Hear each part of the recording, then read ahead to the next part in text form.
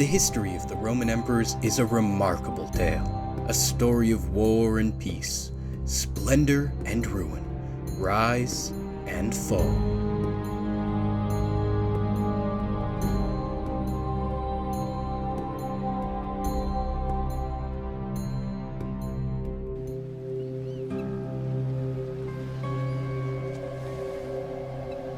It's easier to know when the Roman Republic ended than when it began.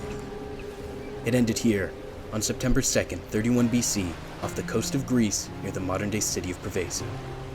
This is where, the histories tell us, Marcus Antonius and Queen Cleopatra VII were defeated by Gaius Caesar in the decisive naval battle of Actium. The Battle of Actium marked the beginning of a new age in history. A largely forgotten monument describes the events of that far-off September day, the Victory Monument at Nicopolis. It was raised 2 years after Actium to celebrate victory and to give the battle the power of myth. The inscription celebrates the deeds of the victorious General Caesar, son of a god, victor in the war he waged on behalf of the Republic in this region. Here, we meet our hero, Gaius Julius Caesar Octavianus, spinning the battle in his own favor. By the time of Actium, Caesar was just under 30. His great rival Marcus Antonius goes unnamed on the monument, but all will have remembered him. Antonius was the most powerful man in Rome, 20 years Caesar's senior, and a brilliant general. Both had come of age in the waning days of the Republic, as order turned to mob rule and chaos.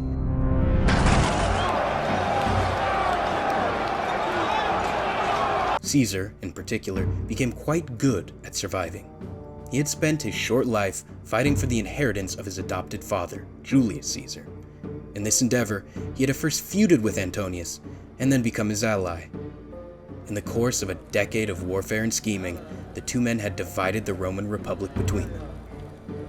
Naturally, the two warlords began plotting each other's destruction almost immediately. There could be but one master of the Roman world. The showdown between the two was to be the last of an interminable series of civil wars that had rocked the Roman world for almost a century. Yet, due to Caesar's cunning, it was to be remembered quite differently from the others.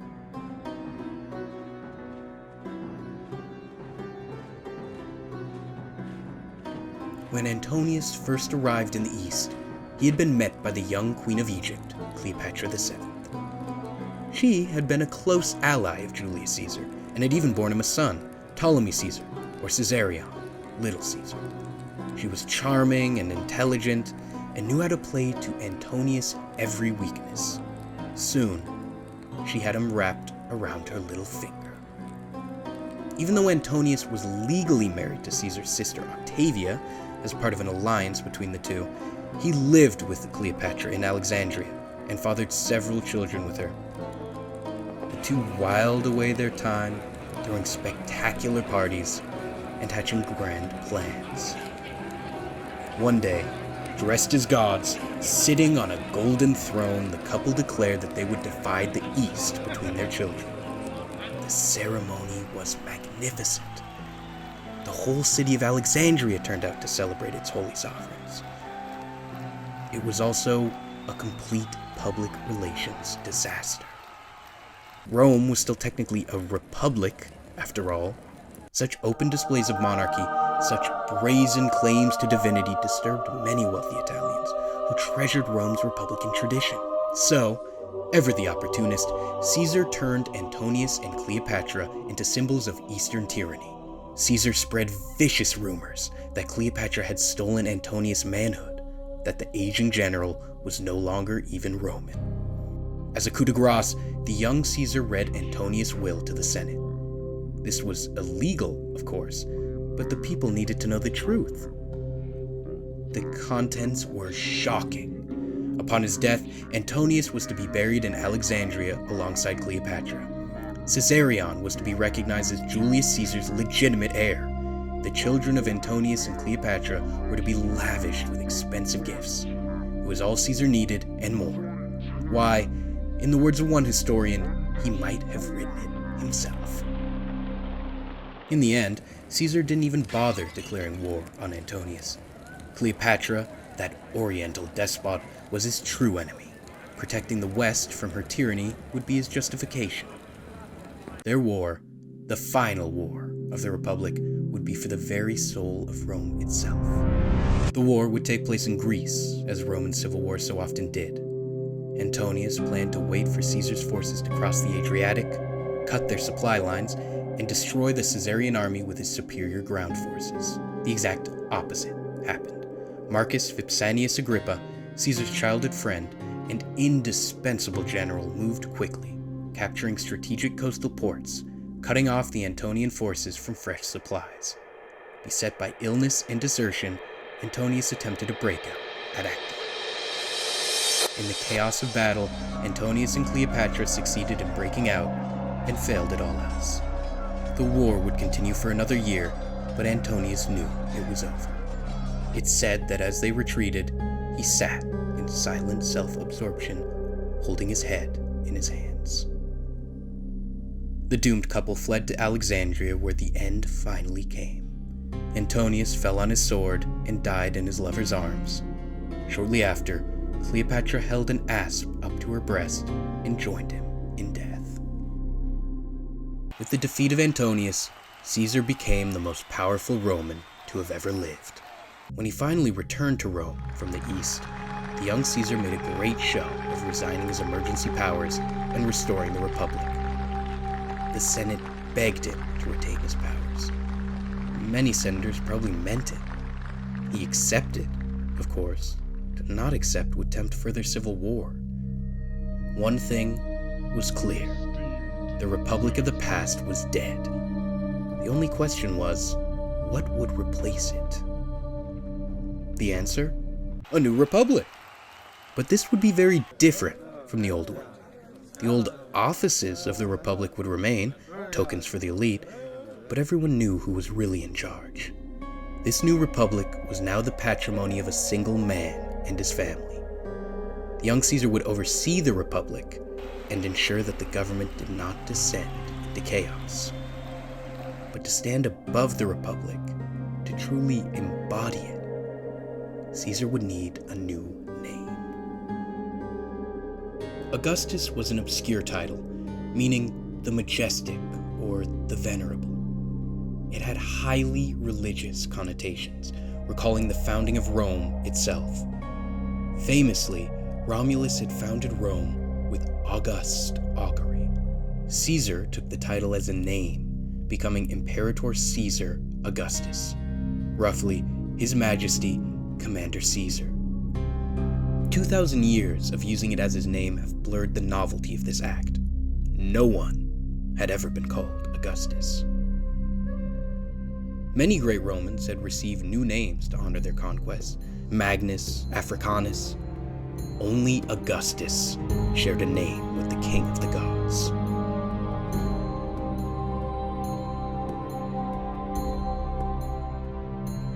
At Augustus' side, during his moment of greatest triumph, was his formidable wife, Livia Drusilla. He'd met Livia when he was still a young man, fighting for his birthright. She was smart, well-connected, and very attractive. She was also married and pregnant with her second child. The young Caesar was smitten, and Caesar got what Caesar wanted. With their marriage, two great Roman families were linked: the Julii and the Claudii, or the Julians and the Claudians. Julio-Claudian. A new dynasty was born. Their extended family would give Rome its first 5 emperors. The match, though it never produced an heir, was well made. Livia was a model Roman matron who ran her modest household with dignity and grace. She also advised Augustus on matters of public import, rare for a woman of the time. She had real power at court, promoting her own protégés to important positions, including the relatives of 2 future emperors. Rumors of her crimes can be dismissed as hostile propaganda. When women in his family stepped out of line, Augustus didn't hesitate to banish them. Livia stayed by his side to the end. Though we know him by the title Augustus today, he preferred a different one. Princeps Civitatis, meaning first citizen. The Princeps was a man of tireless energy, blessed by talented followers. He got Rome back on track at a breathtaking pace. He reduced the number of legions so no commanders would rise against him, and made the Senate work again. Augustus was voted tribunician powers, giving him the ability to convene the Senate, introduce legislation, and veto any legislation he disagreed with. He was now legally what we'd recognize as a Roman emperor. He shared these awesome powers with the son of a humble plebeian, his schoolboy friend Marcus Agrippa.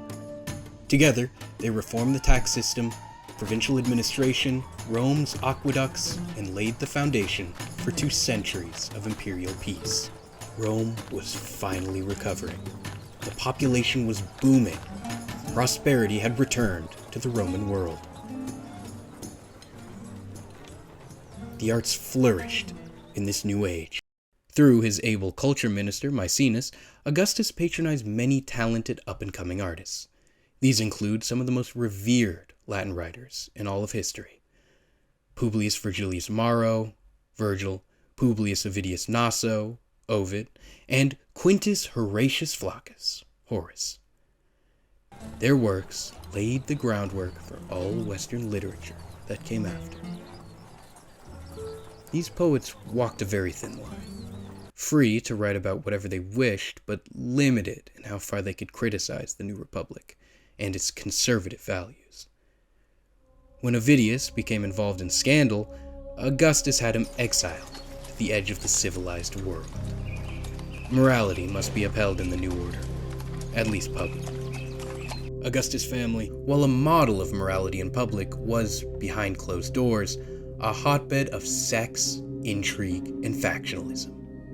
He had only one biological child, Julia. Julia was her father's daughter, headstrong, self-confident, and constantly engaged in love affairs. By all accounts, she was a witty and kind woman, but given over to luxury. When she was encouraged to adopt her father's frugal way of life, she responded, "He forgets that he is Caesar, but I remember that I am Caesar's daughter." Augustus seemed fine with looking the other way, as long as she obeyed him. But when she became involved with the son of Marcus Antonius, there were whispers of treason, and her father put his foot down, banishing her to a small island off the Italian coast.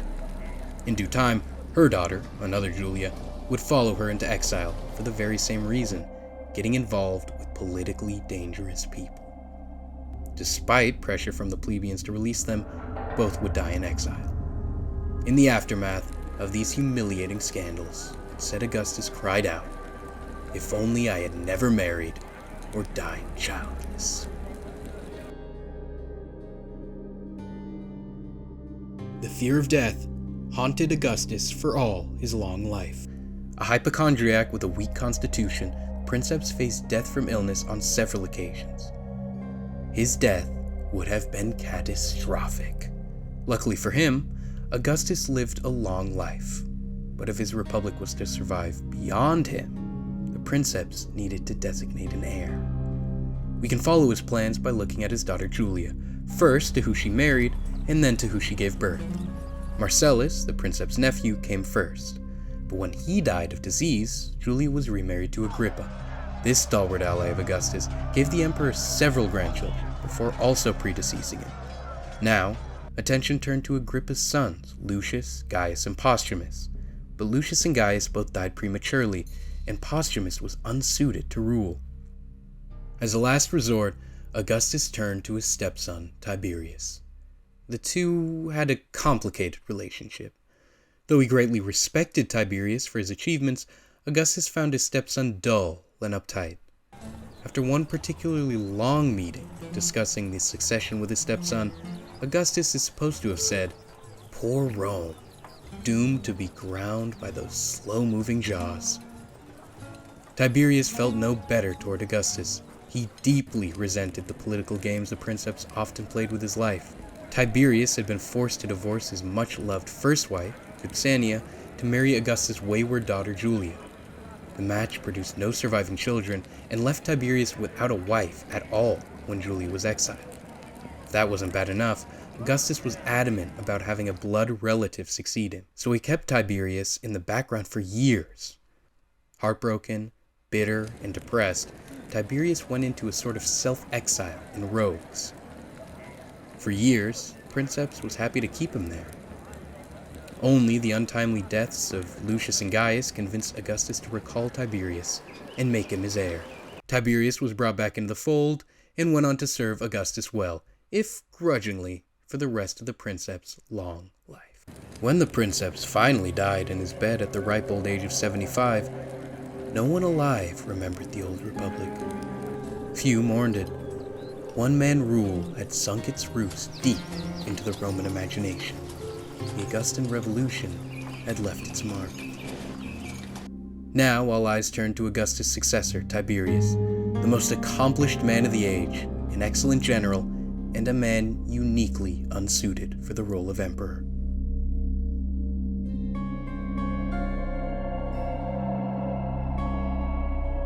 Thanks for watching. Let me know what historical and political topics or characters you want to see covered next.